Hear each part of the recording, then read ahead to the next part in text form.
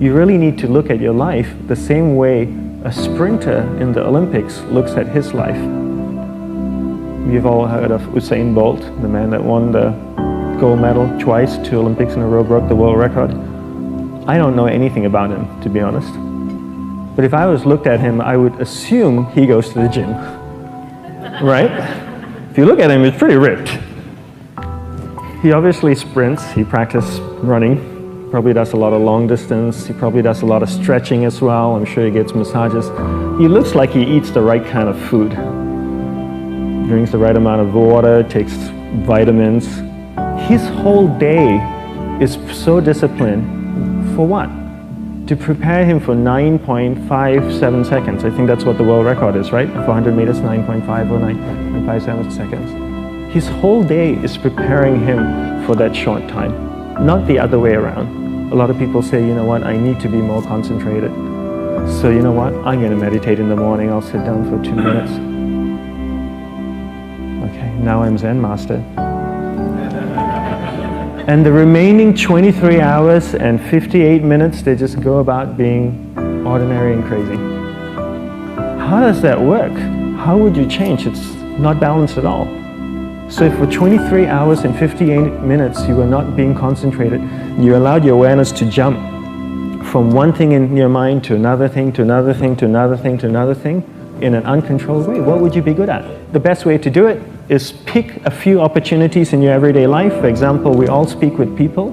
When I speak with somebody, I give them my undivided attention. I keep my awareness on them, and the conversation is really brief. Why? Because we're concentrated. We're not being distracted. A 10-minute conversation normally just takes 3 minutes because you're just so focused. And out of a prolonged concentration comes the wonderful power of observation. You just become more observant, and when you become more observant, you see solutions quicker and you solve things quicker. And it's a wonderful, powerful feeling when somebody is concentrated on you and not being distracted.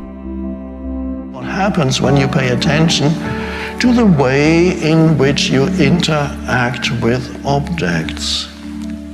What is, okay, every minute of the day, you pick something up, you put something down, you unbutton your shirt, you take off your shoes, you lift this, put this there, open your zipper bag, you look inside, take something out. Can you feel it? As you take it out, can you feel the texture of that? And then you put it on the table. It makes a sound as you put it on the table. And then you have a glass of water and the light is reflected in it and it moves. Perhaps you drink and it tastes and you put it down again.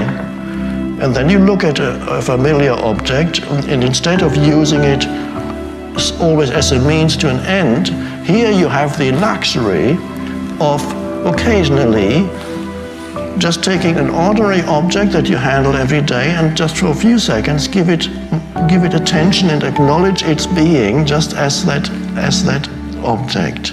Just feel it, see it, as it makes a noise as you put it down.